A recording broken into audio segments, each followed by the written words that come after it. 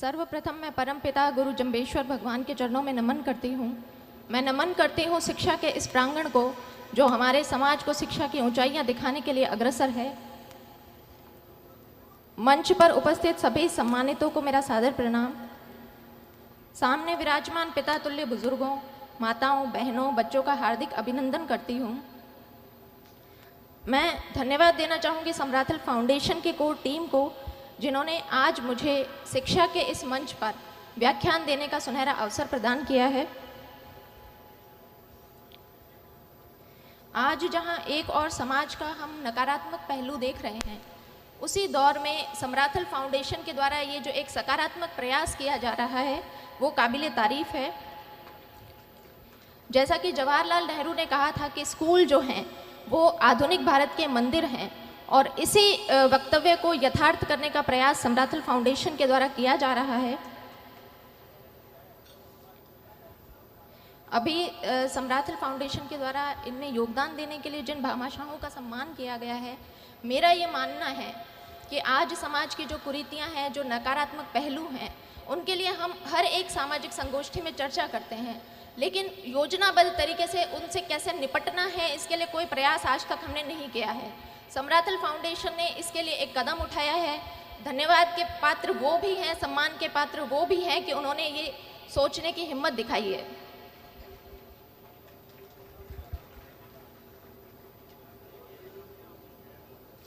मैं आशा करती हूँ, जैसा अभी स्टेज से अनाउंसमेंट हुआ, कि जिन बच्चों ने अभी प्रतिभा खोज परीक्षा दी है वो इस पंडाल में मौजूद हैं, और अगर यहाँ मौजूद नहीं है तो वो यूट्यूब या अन्य किसी यूट्यूब आदि सोशल मीडिया से वो जुड़े होंगे। तो आज आप सभी बच्चे ज़िंदगी के ऐसे मोड़ पर खड़े हैं जहाँ आपके सामने बहुत सारी चुनौतियाँ, संघर्ष आने वाले हैं। इन संघर्षों से यदि आपको लोहा लेना है तो आपको मोटिवेटेड रहना होगा। अब कुछ जिज्ञासु बच्चों के मन में यह प्रश्न आ सकता है कि ये मोटिवेशन क्या होता है और हमें इस मोटिवेशन की आवश्यकता क्यों पड़ेगी। तो मोटिवेशन होता है किसी व्यक्ति का लक्ष्योन्मुखी व्यवहार है, उसे ऊर्जान्वित करना, उसे सक्रिय करना मोटिवेशन होता है। तो क्या ये मोटिवेशनल स्पीचेस सुन के आप सेल्फ मोटिवेटेड हो जाएंगे? बिल्कुल होंगे, लेकिन आने वाले सिर्फ 24 और 48 घंटों के लिए होंगे। तो जिस प्रकार से हमारे शरीर में किसी तत्व की कमी हो जाती है, हमें उसके लिए सप्लीमेंट्स लेने पड़ते हैं। जब तक हम सप्लीमेंट्स लेते हैं तब तक हमारे शरीर में उस तत्व की कमी नहीं होती है। जैसे ही हम सप्लीमेंट लेना बंद करते हैं, फिर से हमारे शरीर में उन तत्वों की कमी हो जाती है। इसी प्रकार मोटिवेशन है। यदि आप बाहर से इसके सप्लीमेंट्स लेंगे तो वो कुछ दिनों में, कुछ घंटों में वो धूमिल हो जाएंगे। इसके लिए आपको क्या करना है? आपको आत्म मंथन करना है, आत्मचिंतन करना है कि आप डॉक्टर, इंजीनियर, RAS, IAS क्यों बनना चाहते हैं। और जिस दिन इस प्रश्न का आपने जवाब खोज लिया खुद से, तो आपको बाहरी सप्लीमेंट्स की आवश्यकता बिल्कुल भी नहीं पड़ेगी। जब मैं 8वीं कक्षा में थी तो एक प्रतियोगिता में मैंने तृतीय स्थान हासिल किया, और उस दौरान मुझे उपखंड अधिकारी से सम्मानित होने का मौका मिला। जब उपखंड अधिकारी की गाड़ी हमारे स्कूल के प्रांगण में आई तो उस गाड़ी पर लगी बत्ती को देखकर मेरा बाल मन सम्मोहित हुआ था। लेकिन जैसा कि बाल मन होता है, कुछ घंटों, कुछ दिनों में वो जो मेरी यादें थी वो धूमिल हो गई। उसके पश्चात 10वीं कक्षा में फिर से मुझे मौका मिला, जब मैं ज़िला कलेक्टर महोदय के द्वारा सम्मानित हुई। उस वक्त मैंने तय किया कि इस पद में, इस पोस्ट में कुछ तो है कि इसका इतना मान और इतना सम्मान होता है। लेकिन फिर वही चीज़ें हुई कि मैं उन चीज़ों को भूल गई। 10वीं परीक्षा के बाद जब ऐच्छिक विषय चयन का प्रश्न खड़ा होता है, उस वक्त मेरी कुछ सहेलियों ने कहा कि हम तो मैथमेटिक्स, साइंस लेंगे और इंजीनियरिंग करेंगे। उनकी बातें सुनकर मैं भी अपने घर गई और पारिवारिक मंच से मैंने भी ऐलान कर दिया कि मुझे इंजीनियर बनना है। उस वक्त बहुत सारे प्रश्न आए कि लड़की इंजीनियरिंग करके क्या करेगी, लड़की को इंजीनियरिंग करवाने का क्या फ़ायदा है। लेकिन वहाँ मैं धन्यवाद देना चाहूँगी अपने पिता को, जो ढाल बनकर मेरे सामने खड़े रहे और मेरे इस निर्णय का पूरा उन्होंने सम्मान किया और मुझे इंजीनियरिंग की पढ़ाई पूरी करवाई।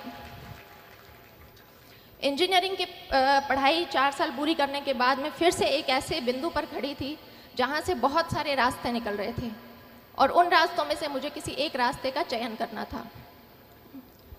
कोई विशेष गाइडेंस मार्गदर्शन तो मेरे पास नहीं था, लेकिन परिवारजनों से विचार विमर्श किया और तय किया कि बैंक की काफ़ी भर्तियां खुली हुई है और मुझे बैंक का एग्ज़ाम देना चाहिए।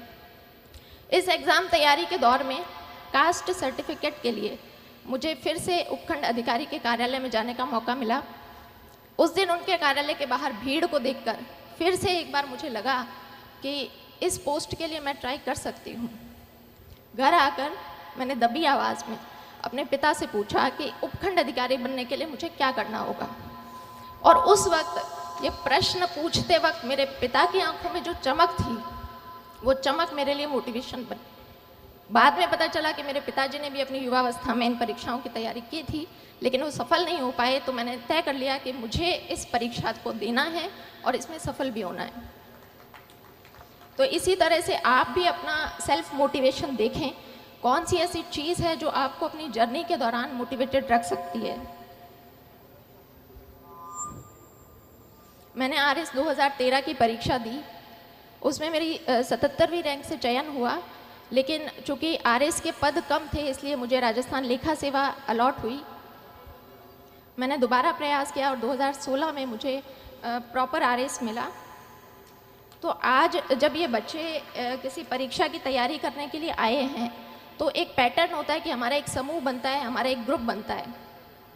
मैं आप सभी लोगों से अनुरोध करूंगी कि अपने उस ग्रुप का चयन बहुत सोच समझ कर करें। जब मैंने प्रारंभिक परीक्षा अपने घर से तैयारी करके पास की, मेंस के लिए मैं जयपुर गई। वहाँ पर शुरुआती दिनों में कुछ मेरे ऐसे दोस्त थे जिनका हर वक्त यही कहना होता था कि भर्ती तो सिर्फ 700 पदों पर निकली है, हमारा नंबर कहाँ आएगा। हमसे पहले भी बहुत से बच्चे हैं जो तैयारी कर रहे हैं, हमारा नंबर कहाँ आएगा। तो मैं भी उन शुरुआती दिनों में काफ़ी नेगेटिविटी से घिर गई थी। फिर मैंने तय किया कि जब परीक्षा तो देनी ही है तो क्यों ना अपना समूह बदल लिया जाए। फिर मैंने 2 ऐसी लड़कियों का चुनाव किया जो मेरे ही बैकग्राउंड से थी। हमारा बस एक ही डिस्कशन रहता था कि भर्ती तो सैकड़ों पदों पर निकली है, हमें तो सिर्फ एक पद चाहिए। और आज हम तीनों लड़कियां RS अधिकारी हैं और वो जो ग्रुप जो नेगेटिविटी की बातें करते थे वो आज भी RS की परीक्षा दे रहे हैं। इसलिए आप पॉजिटिविटी बनाकर रखें। मैं अपनी बात को कंक्लूड करना चाहूँगी कि यदि आपने सोच ही लिया है कि आपको रणभूमि में उतरने का आपने मानस बना ही लिया है, तो आपकी तैयारी ऐसी होनी चाहिए कि प्रश्न पत्र में किसी भी प्रकार की गुगली डाली जाए, आप नॉट आउट वहाँ पर डटे रहें। 4 बांस 24 गज अंगुल अष्ट प्रमाण, ता ऊपर सुल्तान है, मत चूके चौहान। जय हिंद, जय भारत।